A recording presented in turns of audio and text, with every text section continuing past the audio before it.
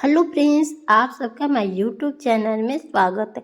आज मैं एक ही डो से दो तरह का पराठा बनाना बताऊंगी। अगर रेसिपी अच्छी लगती हो तो लाइक सब्सक्राइब शेयर कर वीडियो के एंड तक बने रहिए, तभी आप लोगों को समझ में। इस तरह से बच्चों को टिफ़िन बना कर देंगे, बच्चे बहुत मनपसंद से खाएं।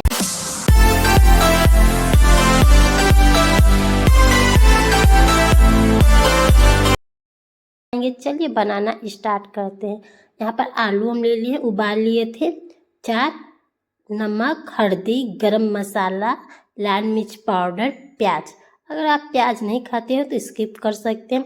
यहाँ पर आलू और प्याज का पराठा हम बनाना बताएंगे।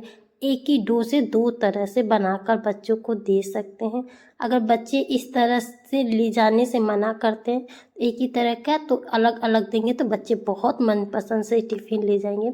नॉर्मल जैसे हम आटा गूँथते हैं उस तरह से आटा गूँथ लेंगे। यहाँ पर थोड़ा थोड़ा पानी करके ऐड करिएगा, जैसे पानी आपको कम लगे। रोटी जैसे बनाते उससे थोड़ा सॉफ्ट ही आटा रहेगा, क्योंकि इसमें आलू का फिलिंग डालना है। अगर आटा टाइट रहेगा तो फिलिंग इस तरह से फट जाएगी और हमारी परफेक्ट आलू का पराठा नहीं बनकर तैयार होगा। और जो फट जाएगा इस तरह से फूलेगा नहीं। इस तरह अब यह आटा गूँथ कर रख देंगे 2 मिनट के लिए। और यहाँ पर हम आलू का फिलिंग बिल्कुल फ्राई नहीं करेंगे, भूनेंगे कुछ भी नहीं, डायरेक्टली हम बनाएंगे इस तरह से। जैसे हम रोटी लेते हैं उससे थोड़ा सा ज़्यादा इसका लोई लेकर बेल लीजिए। हम आपको इस तरह से 2 तरह से फिल करने के लिए बताऊंगे। बीच में इस तरह से सेंटर में रख के सेंटर में इस तरह से ऑयल लगा दीजिए। आप पानी से भी कर सकते हैं। अब इसे इस तरह से फोल्ड कर दीजिए। इस तरह से फोल्ड करके इसको एकदम अच्छे से चिपका दीजिए इस तरह से हाथ की सहायता से। अब इसे सूखे आटा लगाकर बेल लीजिए। इस तरह से सारे पराठे बनाकर तैयार कर लीजिए। इस तरह से पराठा बनकर तैयार हो गई है, एकदम पराठे की तरह लग रहा है।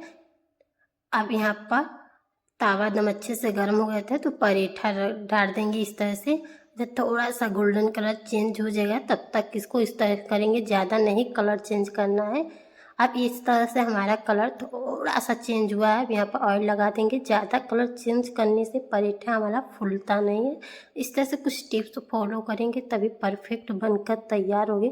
अब इसे हम थोड़ा थोड़ा घुमाते जाएंगे इस तरह से घुमाएंगे पराठा तो परफेक्ट बनकर तैयार हो जाएगी। देखिए इधर भी लगा देंगे ऑयल। आप बटर घी कुछ भी लगा सकते हैं इस पर।